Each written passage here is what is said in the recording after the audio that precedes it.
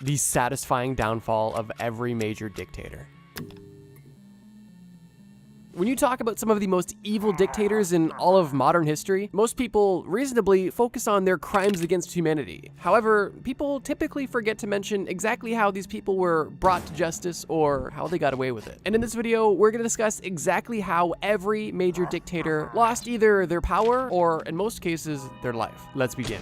Kim Jong-il. In 1994, Kim Jong-il became the ruler of North Korea when his father passed away. And what Kim Jong-il inherited from his father was a communist nation that was run with an iron fist, completely isolated from any outside sources, repressive in almost every sense of the word, and riddled with human rights violations. And Kim Jong-il gladly took this country and continued the tradition. And like any wild dictator, of course, he gave himself a crazy title. In this case, Kim Jong-il was the supreme leader of North Korea. Due to how secretive North Korea is, there's actually not much known about Kim Jong-il's early life, although it's speculated that he was born in 1941 on a Soviet military base near the Russia-North Korean border because that's where his father was stationed at the time. However, when Kim Jong-il became the supreme leader of North Korea, a lot of interesting facts were presented by the North Korean government about their new leader's past. Specifically, that he was born on February 16th, 1942, on top of North Korea's sacred Mount Pictu. But not only that he was born on top of this mountain, but when he was born, a new star appeared in the sky and a double rainbow appeared overhead. That claim alone is crazy, and keep in mind, this isn't hyperbole or metaphorical. They present this information as fact, and the North Korean citizens are meant to believe it. And even if they don't believe it, they better act like they believe it. But besides the crazy claims about his birth, there's also an endless supply of crazy claims around his achievements in his life. One of my favorites being that he made 11 holes in one in a single round of golf. Another being that he composed operas popular in China, and also that he invented an invisible cell phone and that he could literally control the weather. I feel bad for the North Korean citizens that blindly fell for all of this obvious propaganda, but I almost feel worse for those who saw through the propaganda and had to believe in a world that they knew was fake and there was nothing they could do about it. At least if you believed it, you were blissfully ignorant to the truth. Regardless, after Kim Jong-il grew to power, only a few years after Kim Jong-il was given power of all of North Korea, he was responsible for a series of famines that killed an estimated 2 million people from 1994 until 2000. And that is really only the beginning of the human rights violations that happened in North Korea during his supreme rule. But things started to change in the late 2000s, when Kim Jong-il was not seen in public places, specifically in the 2008 Olympics or in military demonstrations where he was always attending. Other countries started to suspect that Kim Jong-il was beginning to be in poor health or potentially even already dead, although the North Korean state media made it seem like everything was just fine and dandy. That was until December 17th, 2011, when Kim Jong-il was confirmed dead by the North Korean government. The North Korean government claimed that he died of overexertion because he was simply working so hard, making North Korea the best it could be for the people. But in reality, he likely just passed away from a heart attack. And following his death, there was a mandatory 11-day mourning period where everybody had to publicly look upset about the death. And Kim Jong-il's body was even placed on public display in a memorial palace in Pyongyang. This is the same palace where his father's body is also on permanent display. Following his death, his youngest son, Kim Jong-un, was given total control of this dictatorial regime. And as of today, he's still in power. But maybe in a future video, we can discuss his downfall as well.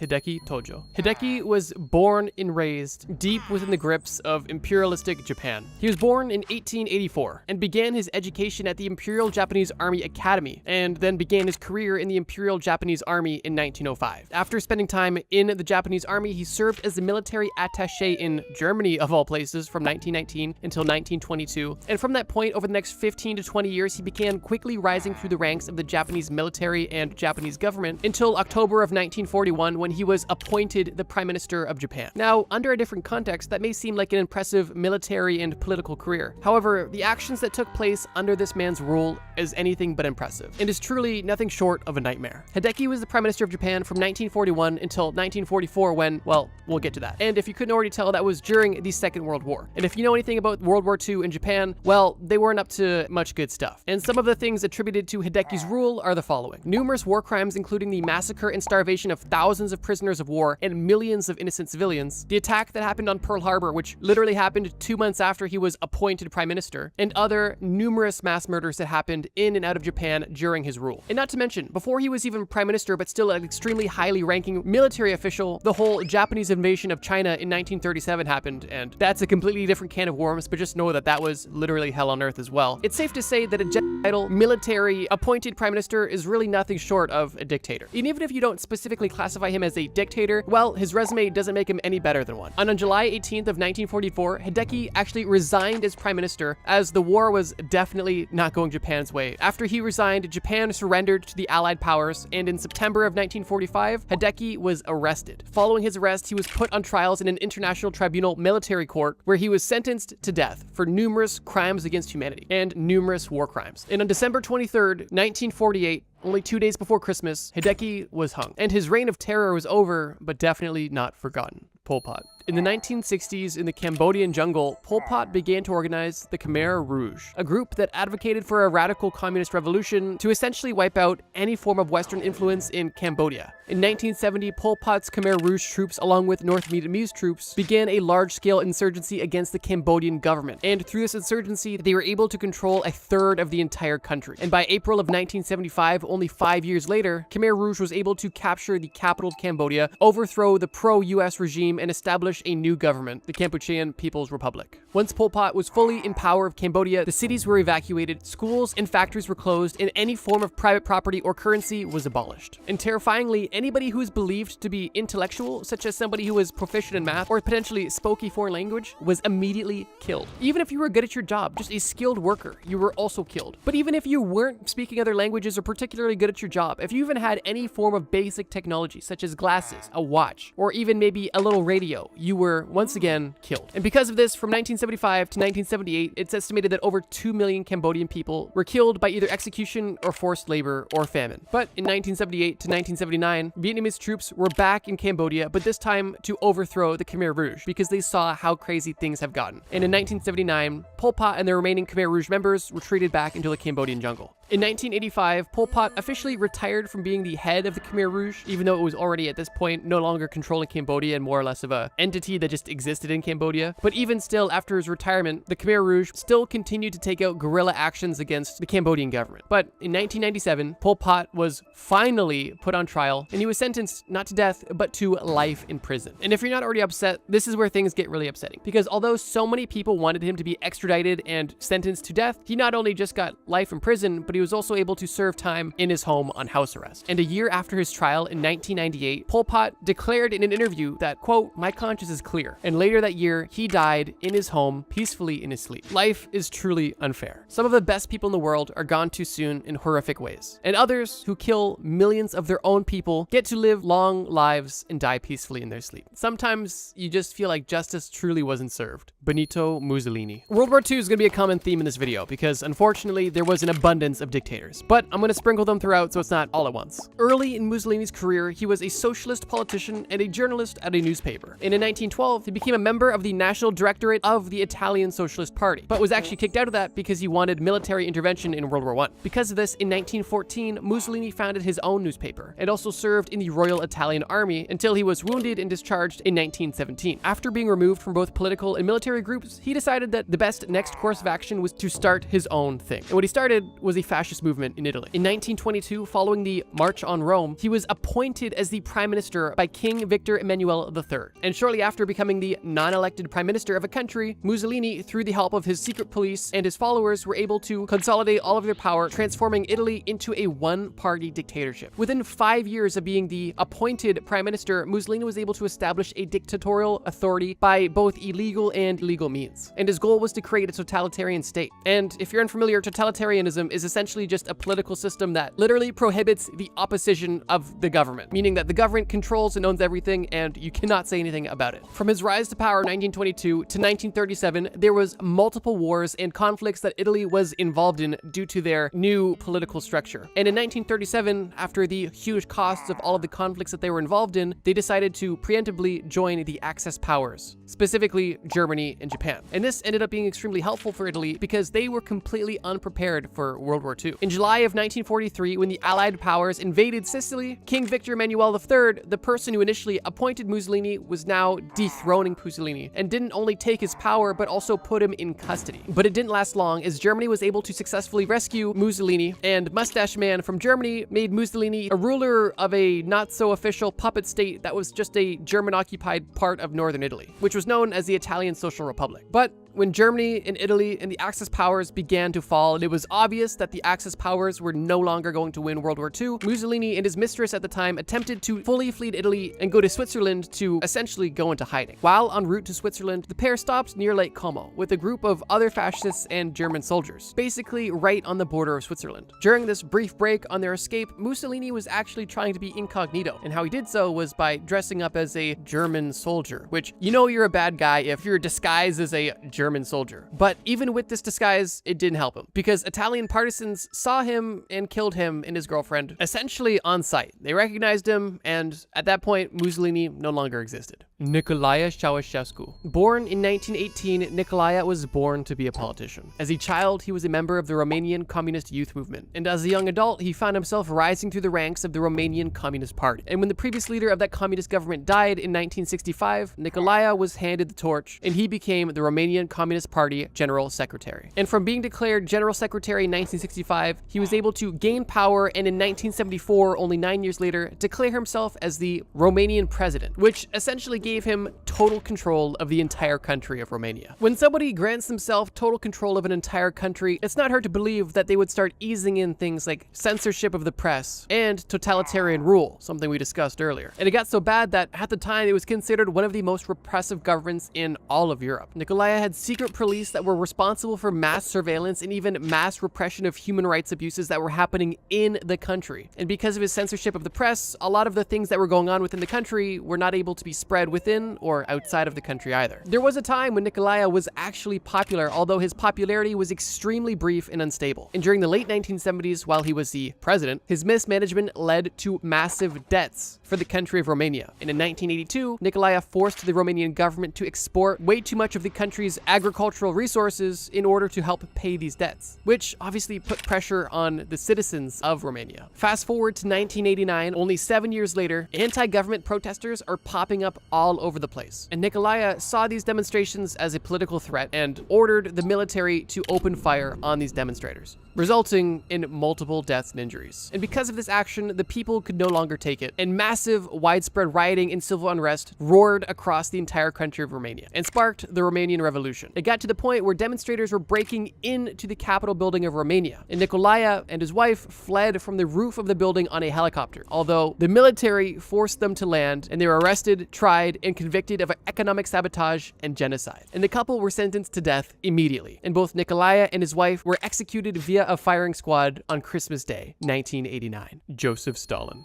Stalin was born to a poor Georgian family in the Russian Empire, and as a young adult joined the Russian Social Democratic Labor Party, while at the same time he was also helping raise funds for Vladimir Lenin's Bolshevik faction, and how he was donating to this faction was actually by committing bank robberies and other crimes, as well as editing the party's newspaper. Already off to a good start. Because of his crimes, he was repeatedly arrested, where he was exiled to Serbia multiple times. After the Bolsheviks seized power in 1917, Stalin served as a member of the Political Bureau of the Central Committee of the Communist Party of the Soviet Union. Very quick and easy name. And from 1922 onward, he used his position as General Secretary to gain control over the entire party. After Vladimir Lenin died in 1924, Stalin was the new man in charge. And Stalin's doctrine of socialism in one country became central to the party's ideology. And while he was now in power and had grand plans for the Soviet Union, it didn't really work out in his favor, because due to his poor policies, natural disasters, increased demand for food because of urbanization caused by his poor policy,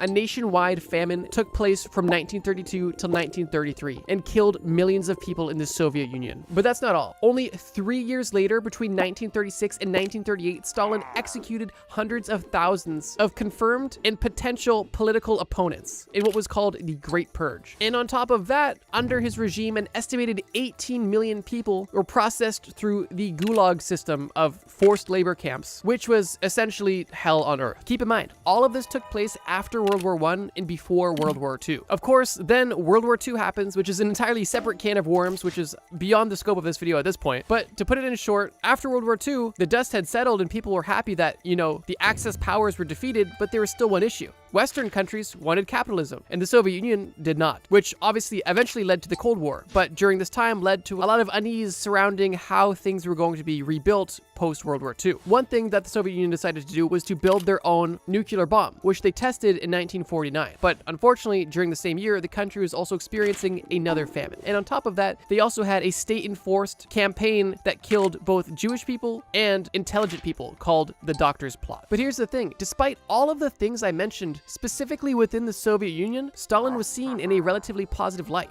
He had a cult of personality, he led the Marxist-Leninist movement, and by his followers, he seemed to be the champion of socialism and the man of the working class, although millions of them died. Regardless, at the time, Stalin was relatively popular, and even to this day, in post-Soviet countries, there are old people that still remember times before the Soviet Union fell, where they look at those times fondly, and they miss those times, and they wish that the Soviet Union was reestablished, which is unfortunate because a lot of the countries that are now post-Soviet are riddled with corruption, not allowing them to actually prosper in a capitalistic society. But that's completely beyond the scope of this video. Joseph Stalin died at the age of 74 on March 5th, 1953. He passed away in his personal residence after suffering a stroke. But even though he was now dead, mass murders caused by him didn't stop. What I mean is, following Stalin's death, there was massive funeral celebrations that took place. Like I mentioned, he was relatively popular within the Soviet Union. And because of this, hundreds of thousands of people attended his multi-day funeral. And unfortunately, because of people being so excited or simply so cramped and a lack of fire regulation, at least 109 people were confirmed to have been killed in a crowd crush that took place at the funerals. And it's estimated that it's completely possible that over 1,000 people in total died because of the funeral services that took place. This is one of the more interesting situations we've talked about so far, because at this point, no other dictator was still fully in control and still relatively popular at the time of their death. Up until Stalin, every other dictator either had to go into hiding to die peacefully or was executed. So this one was interesting. What else is interesting is the fact that I post videos every week. Feel free to subscribe. Let's move on. Saddam Hussein. We actually already discussed Saddam Hussein 2 videos ago in our video about bad people that did good things, but in this video, we're not going to discuss any of his good deeds at all. As an adolescent, Saddam attended a nationalistic high school in Baghdad, and after high school, Saddam studied at an Iraqi law school for 3 years when he dropped out in 1957. At that point, he joined the Pan-Arab Ba'ath Party, basically the Iraqi regional branch of the Arab Socialist Party. Interestingly, during his rise to power, Saddam was actually involved in an assassination conspiracy to kill Qasim al-Rashid, who opposed the notion of Pan-Arabism. Although during the assassination attempt, Saddam, who was supposed to provide cover to the other shooters, actually began shooting first, which ended up disorganizing the entire operation, and the person they were trying to assassinate was only hit in the arm and survived. Interestingly, although this assassination attempt was failed, the party that Saddam was a part of, which only had less than 1,000 members, was now gaining widespread coverage and attention because of the attempt. But interestingly, this wasn't necessarily bad publicity. It didn't stop his future political career at all. And he spent the following years in jail, conniving with other small political groups, theorizing other assassination attempts, and ultimately participating in coups. Which brings us to the late 1960s and early 1970s, when Saddam has built himself a reputation of being a progressive and effective politician. And because of this, he found himself becoming the vice president. And he was vice president during the 1973 energy crisis that saw oil prices skyrocketing, which directly benefited Iraq because they were, of course, selling that oil. And with this extra revenue, they were able to help revitalize and strengthen Iraq, pulling people out of poverty and developing and industrializing the country. But of course, his time as vice president and as president is not without its many, many flaws. For example, the use of mustard gas and nerve gas on innocent civilians, which resulted in thousands and thousands of deaths. The Due Jail massacre, which took place in 1982 under his rule, which resulted in the execution of 148 men and boys. And on top of both of these things, just general blatant disregard for international law and numerous violations of international borders, some of which were actually subsidized by other countries because Iraq was dealing with the Iranians and Kuwait. Some countries kind of overlooked the war crimes of chemical warfare to help support Iraq because they were fighting with Iran. And by countries that were supporting this, I mean the United States and the United Kingdom. Throughout the entirety of his rule, the divide in Iraq was massive. Some people seeing him as a hero and a great leader, others seeing him as a horrible dictator, and it really all depended on what tribe you belonged to. But in March of 2003, the US invaded Iraq, ending his nearly 24-year regime, which was at this point internationally known for repression, brutal purges, and massive violence used to maintain absolute power. Just classic dictator stuff. And during this US invasion in the fall of Baghdad in 2003, Saddam Hussein went into hiding, but he was caught only a few months later when US forces found an underground bunker. After Saddam was captured, he was held in the States and then transferred back to Iraq, where he was put on trial for a lot of the crimes he committed as president, specifically the attack I mentioned in 1982. This trial ended on November 5th, 2006, and Saddam was found guilty and was sentenced to death by hanging. And interestingly, this hanging took place during the Islamic holiday of Eid, which is odd because we also discussed an execution that happened earlier that took place on Christmas. I'm not sure if that's just how the dates lined up or if that was intentional, but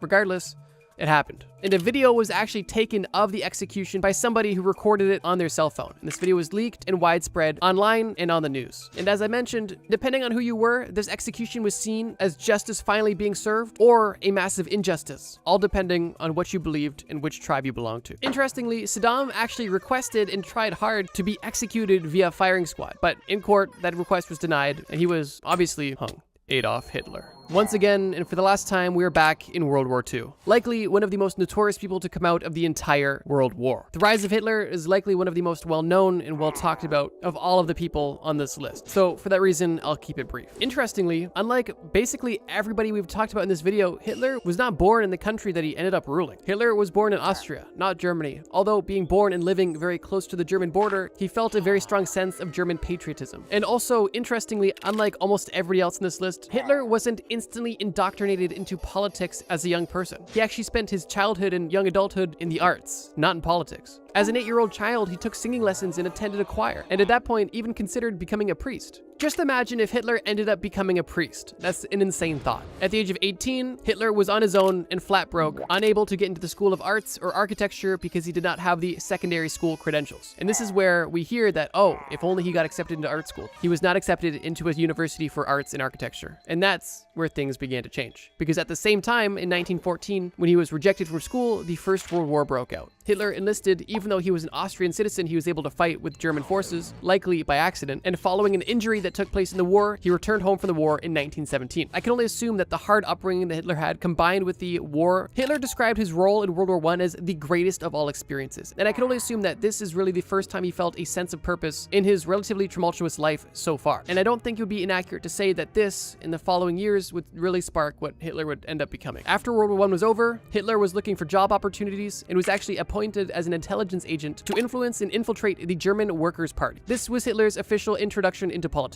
And it only took from 1919 to 1933 for Hitler to rise through the ranks and go from a newly appointed intelligence agent to becoming the official dictator with a totalitarian regime within Germany. Throughout this totalitarian control from 1933 to 1945, Hitler committed more war crimes and human rights violations than you could possibly imagine, with the most notable of which being the Holocaust. But in 1945, his reign of terror and genocide was coming to a close, which brings us to late April 1945 in a bunker in Berlin. Hitler got word that Soviet troops were not only approaching Berlin quickly, but surrounding Berlin, and he had no other option than to go underground. While underground, he still tried to command what he could, although it was obvious that his people were no longer listening. And some of his most high-ranking officials behind his back were trying to negotiate a surrender, when all Hitler wanted was people to fight to the very death. He wanted no expense spared when it came to trying to get out of the situation, even though at this point, he knew it was hopeless. Hitler had gotten word that the Soviets had entered Berlin and that there was absolutely no chance of him surviving. He decided, like the egomaniac that he was, that he wouldn't let anybody else take him out or even imprison him or anything of the sort. So while in the bunker with his brand new bride that he also married in the bunker, Hitler used a pew-pew to scratch his head. And I do apologize for the censorship, but I really have bills to pay. Following Hitler doing that, his wife, Eva Braun, took a pill that made her not feel so good, and the two were no longer around. But it doesn't end there, because following Hitler's instructions, Hitler didn't even want his dead body to be captured by the Soviets. So following his orders, some of Hitler's helpers collected his and Eva's bodies and burned them and then hid the ashes. Although the burned remains were eventually found by the Soviets, and dental records did confirm that these burnt remains belonged to Hitler. And it was then where the hellish, nightmarish Nazi regime was officially concluded. I really hope you guys enjoyed this video. And I also really hope this video doesn't get demonetized, because the video about bad people that did good things did. Regardless, if you're still hungry for some very interesting historical facts, check out the video on screen right now. It's a video about declassified FBI documents you're not supposed to know about. And that video is exactly what it sounds like. And I can tell you now, it's crazy and worth the watch. Thank you guys so much for watching this video. And as always, trust me, bro.